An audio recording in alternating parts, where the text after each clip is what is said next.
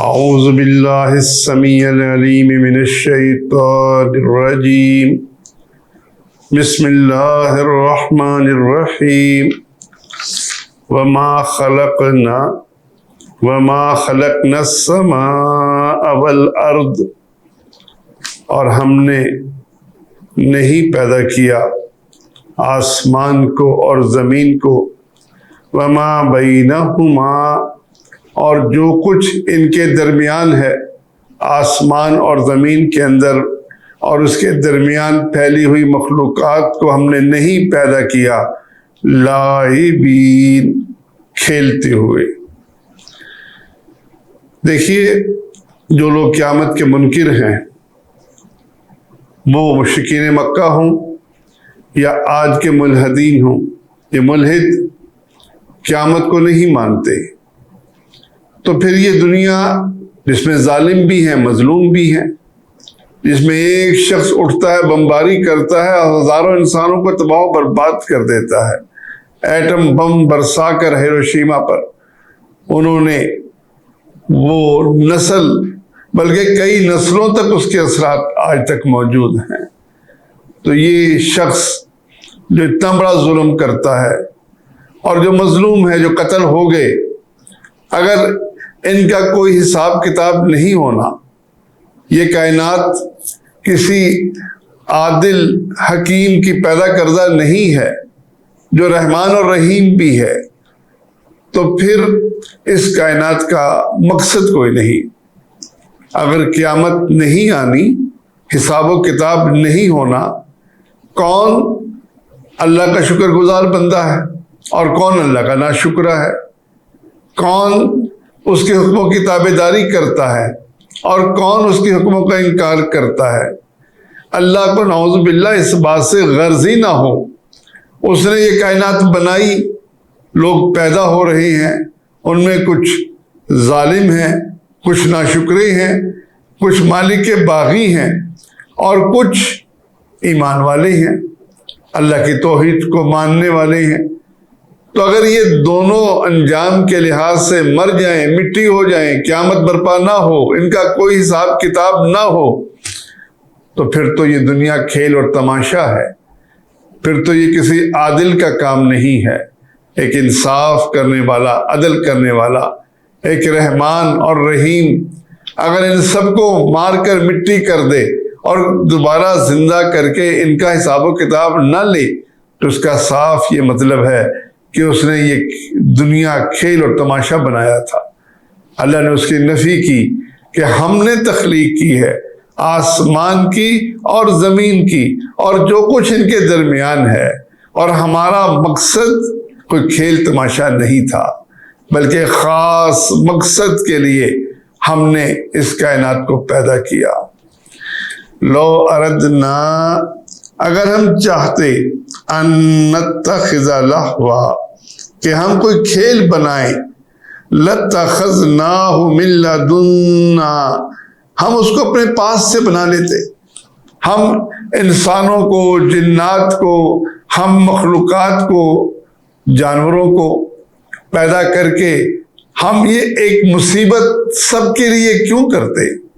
کھیل اگر ہمارا کوئی خاص مقصد نہیں تھا اور ہم صرف صحیح اور غلط مقصد کے تعین کے بغیر صرف ایک کھیل کھیلنا چاہتے تھے، نعوذ باللہ، تو پھر اگر یہ کام کرنا تھا تو پھر ہم یہ ظالم اور مظلوم کا کھیل کیوں شروع کرتے؟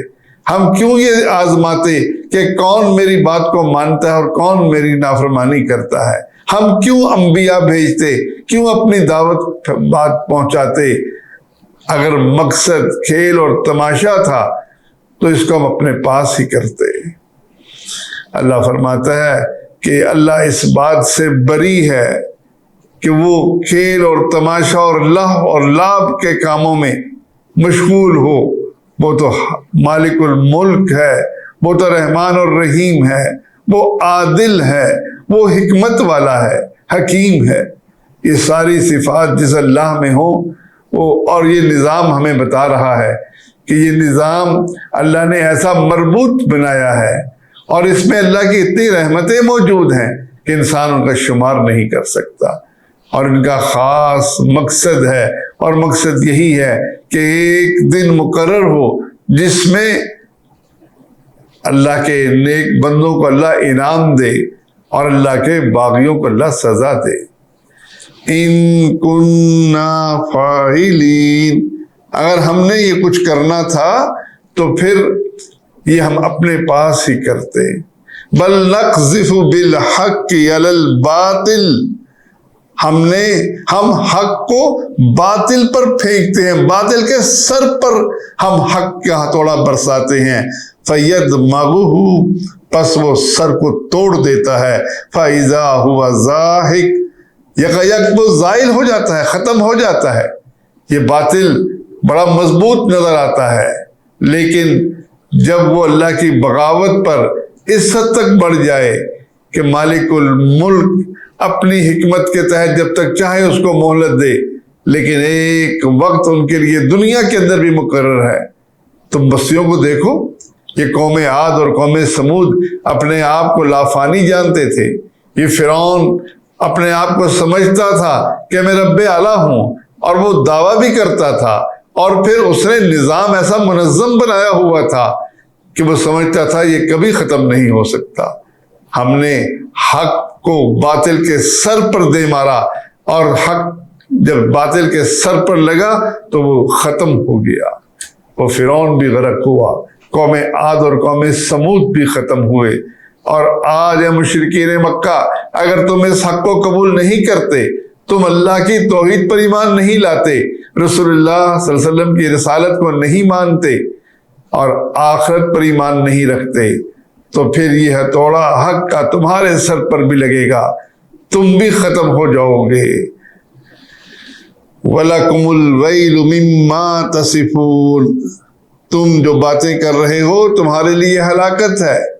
تم جو آخرت کا انکار کر رہے ہو اور اللہ کی بات کو سننے پر تیار نہیں، نبی کریم صلی اللہ علیہ وسلم کو کبھی جادوگر کہتے ہو، کبھی کہتے ہو کہ یہ تو شاعر ہے، اور کبھی کہتے ہو یہ تو کذاب ہے، نعوذ باللہ، اس نے خود اپنی طرف سے سارا کلام گھڑ لیا۔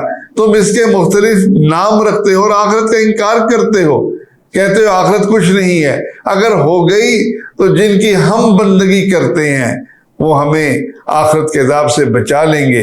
تو اللہ فرماتا ہے تمہارے لیے بربادی ہے، ویل ہے، ہلاکت ہے جو تم باتیں بیان کر رہے ہو۔ تم جو سمجھتے ہو کہ آخرت میں اگر برپا ہوئی، اول تو برپا نہیں ہونی، اگر برپا ہوئی تو ہم جن کی بندگی کرتے ہیں، لات ہو یا منات، عزا ہو یا کوئی اور، یہ ہمیں اللہ کے عذاب سے بچا لیں گے۔ تو اللہ فرماتا ہے کہ یہ تم جھوٹ بولتے ہو۔ وَلَهُ مَن فِي السَّمَاوَاتِ وَالْأَرْضِ، آسمان اور زمین کی ہر چیز تو اللہ کی ملکیت ہے، یہ سب کے سب مملوک ہیں، یہ اللہ کی بادشاہت میں شریک نہیں ہیں۔ تم سمجھتے ہو کہ ہمیں عذاب سے چھڑانے میں ان کا بڑا دخل ہوگا، ان کی بڑی حکمرانی ہوگی۔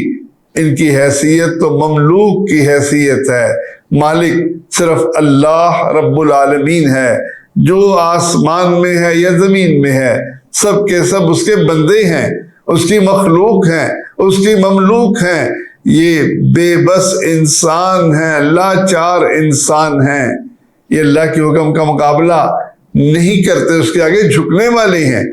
لہذا جو آسمان اور زمین میں ہے، تم یہ مت سمجھو کہ وہ تمہاری سفارش کر کے تمہیں اللہ کے عذاب سے بچا لے گا۔ وَمَنْ عِنْدَهُ لَا يَسْتَكْبِرُونَ عَنْ عِبَادَتِهِ، اور جو اس کے پاس ہیں فرشتے، وہ تو اللہ کی عبادت سے تکبر نہیں کرتے، وہ تو اللہ کے بندے ہیں۔ فرشتوں کا خاص طور پر ذکر کیا کیونکہ عبادت کے راستے میں بہت بڑی رکاوٹ تکبر ہے۔ آدمی سمجھتا ہے کہ میں بہت کچھ ہوں، مجھے کیا ضرورت ہے اللہ کے آگے جھکنے کی، میں کیوں اس سے مانگوں، میرے پاس تو سب کچھ ہے، میں تو بڑی طاقت والا ہوں۔ تو اللہ فرماتا ہے کہ وہ جو اللہ کے پاس فرشتے ہیں وہ تو اللہ کی عظمت کے آگے جھکے ہوئے ہیں، وہ اس کی عبادت کرتے ہیں اور اس عبادت میں ان کا تکبر موجود نہیں ہے، آکڑ موجود نہیں ہے۔ یہ اختیار صرف انسانوں کو اور جنات کو دیا گیا کہ وہ چاہے تو بندگی کرے اور چاہے تو تکبر کر کے اس کے اللہ کی بندگی نہ کرے۔ فرشتوں کے اندر جن کو یہ مشرکین مکہ اللہ کی بیٹیاں کہتے تھے، جن کے بارے میں ان کا دعویٰ تھا کہ کل قیامت کے دن یہ اللہ کی بیٹیاں اڑ جائیں گی اور ہمیں بخشوا لیں گی، اللہ فرماتا ہے کہ وہ تو اللہ کی بندگی کرتے ہیں، اللہ کے بندے ہیں، وہ اس بندگی سے ان کے اندر کوئی تکبر نہیں ہے۔ اور پھر فرمایا وَلَا يَسْتَحْسِرُونَ، اور وہ تھکتے بھی نہیں ہیں۔ عبادت میں آدمی یا تو تکبر کی بنا پر عبادت نہیں کرتا، یا عبادت کر کر کے تھک جاتا ہے، وہ پھر آرام کرنا چاہتا ہے۔ جیسے انسان ہے، انہیں نیند آتی ہے، وہ تھکاوٹ محسوس کرتے ہیں، اور بدبخت انسان ایسے بھی ہیں جن کا دل اکتا جاتا ہے اللہ کی بندگی سے۔ تو اللہ فرماتے ہیں کہ فرشتے تو ایسے ہیں کہ نہ وہ تکبر کرتے ہیں اللہ کی بندگی سے اور نہ وہ تھکتے ہیں، ان کے اندر کوئی ایسا نہیں کہ اب ہم کچھ آرام کر لیں، اب سکون کر لیں اور اللہ کی بندگی نہ کریں، وہ تو ہر وقت اللہ کی بندگی کے آگے جھکے ہوئے ہیں۔ یسبحون اللیل والنہار، وہ تو دن رات اس کی تسبیح کر رہے ہیں۔ اس نے جو ان کے ذمہ کام لگایا وہ اس کام کو پورا کرنے کے لیے سرگرم عمل ہے، وہ تو اللہ کے آگے اس کی ہیبت کے آگے جھکے ہوئے ہیں۔ لا یفترون، وہ دم بھی نہیں لیتے، تھوڑا سی مہلت بھی نہیں لیتے کہ اب ہم تھک گئے ہیں، اب تھوڑا سا ہم نیند کر لیں۔ وہ تو نیند سے بھی بری ہیں، وہ تو ہر وقت اللہ کی بندگی کرنے والے ہیں۔ تو جب وہ سب کچھ اللہ کی بندگی کرنے والے ہیں تو تم ان کے بھروسے پر اللہ کی بغاوت کر رہے ہو، تم ان کے بھروسے پر اللہ کے نبی صلی اللہ علیہ وسلم کو جھٹلا رہے ہو، آخرت کا انکار کر رہے ہو، صرف اس بھروسے پر کہ ہم چونکہ لات اور منات کی عبادت کرتے ہیں، ہم اللہ کی بیٹیوں کی، فرشتوں کی نعوذ باللہ بندگی کرتے ہیں، اور سمجھتے ہیں کہ وہ ہمارے لیے وہ دنیا کے اندر بھی ہمارے مشکل کشا اور حاجت روا ہیں، آخرت کے اندر بھی وہ ہمارے کام آئیں گے۔ تو اللہ فرماتا ہے وہ تو اللہ کی بندگی میں مشغول ہیں، وہ تمہارے کام کیسے آئیں گے؟ وہ تو اللہ کے نیک بندوں سے محبت کرتے ہیں، وہ تو اللہ کے باغیوں سے نفرت کرتے ہیں۔ جب اللہ کے نیک بندوں سے محبت کرتے ہیں تو وہ انہی کی سفارش کریں گے جن کی سفارش کو سننا اللہ کو پسند ہے۔ دنیا کے اندر بھی وہ نیک بندوں کو ڈھونڈتے ہیں اور ان کے لیے دعائیں کرتے ہیں، اور جو اللہ کے باغی ہیں ان سے وہ برات کا اظہار کرتے ہیں۔ تو جب وہ اللہ کی بندگی کرنے والے، اللہ کے لیے محبت اور نفرت کرنے والے، تو وہ تمہارے کام نہیں آئیں گے۔ یہ دو ہی بنیادیں تھیں مشرکین مکہ کے پاس۔ وہ یا تو یہ سمجھتے تھے کہ آخرت کچھ نہیں ہے، مر گئے مٹی ہو گئے، ہمیں کوئی پوچھنے والا نہیں ہے، اور اگر پوچھنے کے لیے کسی کو ایسا ہو بھی گیا تو جن کی ہم عبادت کرتے تھے وہ ہمیں اس مصیبت سے بچا لیں گے۔ آج بھی شرک کرنے والے وہ یہی گمان کرتے ہیں، وہ عبادت کرتے ہیں، پکارتے ہیں مشکلات میں، ان کے نام کی تسبیح کرتے ہیں، ان کی قبر پر چلے جائیں تو اس کا طواف کرتے ہیں، ان کے آگے سجدہ ریز ہو جاتے ہیں، ان کی مٹی کو چاٹتے ہیں اور ان کی مٹی کو جسم پر ملتے ہیں، اور سمجھتے یہ ہیں کہ یہ بڑی کرنی والے ہیں، اور یہ بس ہماری دنیا بھی ان کے حوالے، آخرت بھی ان کے حوالے، اور اس بنیاد پر وہ گناہوں میں دلیر ہوتے ہیں۔ وہ دنیا کے حصول میں پھر حق اور باطل کی تمیز نہیں کرتے، وہ اللہ کی بندگی کی بجائے شیطان کی بندگی کرتے ہیں، اور بھروسہ اپنے اولیاء اللہ پہ رکھتے ہیں کہ یہ اللہ کے ولی ہیں اور ہمیں بچانے والے ہیں۔ کل قیامت کے دن اللہ کے یہ ولی ان کے دشمن ہوں گے، کیونکہ اللہ نے صاف کہہ دیا کہ یہ ان کی سفارش نہیں کریں گے۔ اس لیے آدمی اللہ کی توحید پر ایمان لائے، یقین رکھے کہ اللہ ہی کے اختیار میں سب کچھ ہے، اس پر ایمان رکھے کہ آخرت کا دن برحق ہے اور اس دن ہمیں حساب و کتاب دینا ہوگا۔ بس جس کا یہ ایمان پختہ ہوگا یقیناً وہ نجات پائے گا، اور جس کا یہ ایمان نہ ہوا پھر اس کے لیے ویل ہے، بربادی ہے، ہلاکت ہے۔ دنیا کے اندر بھی حق کا ہتھوڑا اس کے سر پر پڑے گا اور وہ بالکل زائل ہو جائے گا، ختم ہو جائے گا۔ اللہ ہمیں دین پر چلنے کی توفیق عطا فرمائے، آمین یا رب العالمین۔